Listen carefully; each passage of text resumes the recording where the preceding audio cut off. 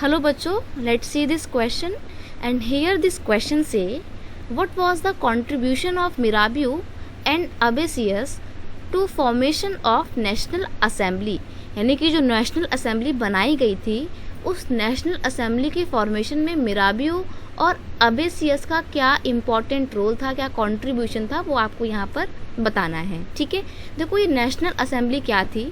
जो third estate के लोग थे, ये लोग जब एस्टेट जनरल की मीटिंग को छोड़कर बाहर आ गए थे तो इन्होंने अपने आप को क्या नाम दिया, इन्होंने अपने आप को यूनाइट करके नेशनल असेंबली का नाम दिया, राइट। और जो नेशनल असेंबली का लीडर था वो कौन था, वो मिराबियो और अबेसियस थे। इसलिए कहा जाता था कि इन दोनों ने बहुत इंपॉर्टेंट रोल प्ले किया था इस नेशनल असेंबली की फॉर्मेशन में। ठीक है, तो एक बार आंसर पढ़ते हैं। On 20th June 1789 the representative of the third estate gather in the hall of indoor tennis court।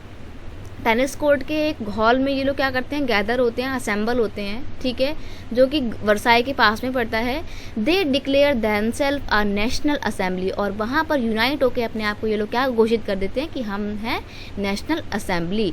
And swore not to disperse till they had drafted a constitution for the France that would limit the power of king. यानी कि वो शपथ भी लेते हैं, इकट्ठा होते हैं, नेशनल असेंबली अपने आप को घोषित करते हैं और एक शपथ लेते हैं कि अब हम डिस्पर्स नहीं होंगे, यानी कि अब हम टूटेंगे नहीं, डिसयूनाइट नहीं होंगे जब तक हम हमारे कंट्री फ्रांस के लिए एक कॉन्स्टिट्यूशन नहीं बना लेते हैं। और वो कॉन्स्टिट्यूशन कैसा होगा, वो कॉन्स्टिट्यूशन ऐसा होगा जो राजा की पावर को लिमिट करेगा, उसमें एक अंकुश लगाएगा। ठीक है, Mirabeau and Abbe Sieyes led the national assembly. अभी जो पूरा नेशनल असेंबली का पूरा मूवमेंट जो चल रहा था, इस मूवमेंट को लेड करने वाले कौन लोग थे, वो थे मिराबियो एंड अबेसियस। ठीक है, Mirabeau who belonged to a noble family brought out a new general and deliver powerful speeches to motivate the people of national assembly। अब देखो जो मिराबियो थे वो कौन थे, वो थे नोबल फैमिली के। अब देखो जो आपके थर्ड एस्टेट थी, थर्ड एस्टेट में कौन लोग थे, सारे आपके merchant, businessman, artist, labour, landless labour, farmers, ये सब कोई थर्ड एस्टेट का पार्ट थे। अब जो थर्ड एस्टेट थी इनको ही सारा का सारा टैक्स पे करने पड़ता था। तो जो ऊपर की फर्स्ट और सेकंड एस्टेट थी वो तो मजे में रह रही थी, उनको तो कोई लेना देना था नहीं, टैक्स बढ़े घटे उनको कोई दिक्कत थोड़ी थी, क्योंकि वो कौन सा पे करते थे। दिक्कत तो नेशनल असेंबली थर्ड एस्टेट के लोगों को थी ना।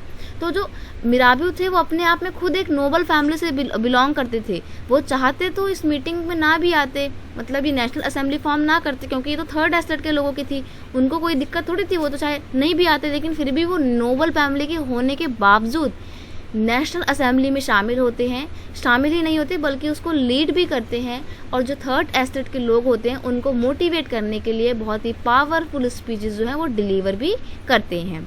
ठीक है, अब जो अबेसियस थे वो कौन थे, ओरिजिनली वो तो एक प्रीस्ट थे, यानी कि ये तो फर्स्ट एस्टेट से हैं, क्लर्जी थे ये। ठीक है, ये पंडित थे, पंडित तो खैर वहाँ पे नहीं होंगे, हम बोलेंगे क्लर्जी, प्रीस्ट यहाँ पे बोला गया इनको। ठीक है, he wrote an influential pamphlet call what is third estate. वो थर्ड एस्टेट के लोगों को मोटिवेट करने के लिए क्या करते हैं, वो एक पैम्फलेट छपवाते हैं, पैम्फलेट पब्लिश करवाते हैं। उस पैम्फलेट का नाम था व्हाट इज थर्ड एस्टेट। ठीक है, इस तरीके से हम देखते हैं कि जो मिराबियो और अबेसियस थे वो थर्ड एस्टेट के मेंबर ना होने के बावजूद थर्ड एस्टेट के लोगों की बहुत मदद कर रहे थे, और इन्होंने नेशनल असेंबली को फॉर्म करने में, लोगों को यूनाइट करने में, लोगों को मोटिवेट करने में और अपने राइट्स के लिए लड़ने के लिए मोटिवेट किया था। ठीक है, तो बहुत इंपॉर्टेंट कंट्रीब्यूशन था। Hence they both contribute to the national assembly and unite the people of third estate. I hope you understand it well. Best of luck.